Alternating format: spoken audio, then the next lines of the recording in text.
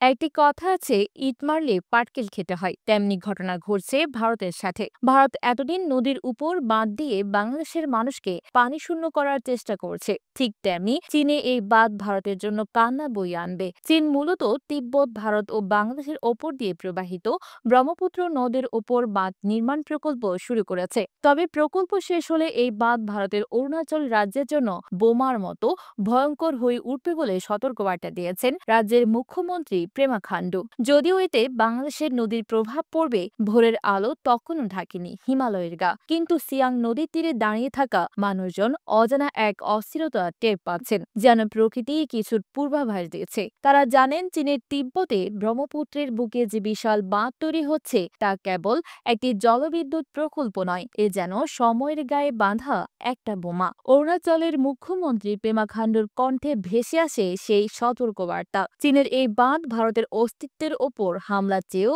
ভয়ঙ্কর হতে পারে। ব্রহ্মপুত্র তিব্বতের মানস সরোবর থেকে শুরু হয়ে অরুণাচল, আসাম, তারপর বাংলাদেশ হয়ে বঙ্গোপসাগরে মিশে গেছে। চীনারা একে বলে ইয়ারলুং সাংপো। অরুণাচলের নাম সিয়াং, আসামে এটি হয়ে ওঠে ব্রহ্মপুত্র। 2021 সালে এই নদীর উপর বাঁধ নির্মাণের ঘোষণা দেন চীনের প্রধানমন্ত্রী লি কেকিয়াং। তাদের দাবি এটি হবে বিশ্বের সবচেয়ে বড় বাঁধ, যা প্রতিদিন উৎপাদন করবে প্রায় 60,000 মেগাওয়াট বিদ্যুৎ। এই প্রকল্প বাজেট ধরা হয়েছে $13,700 কোটি।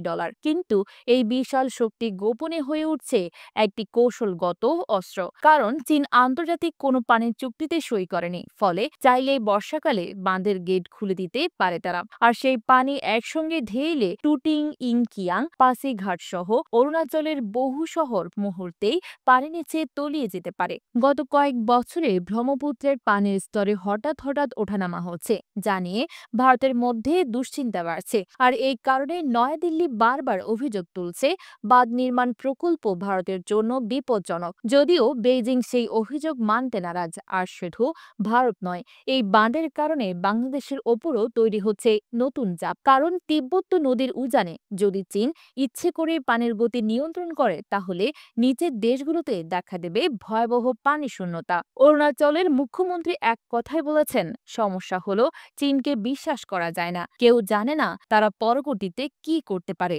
এ যেন এক অদৃশ্য আগ্নেয়গিরি, যার বিস্ফোরণ হতে পারে যে কোনো মুহূর্তে।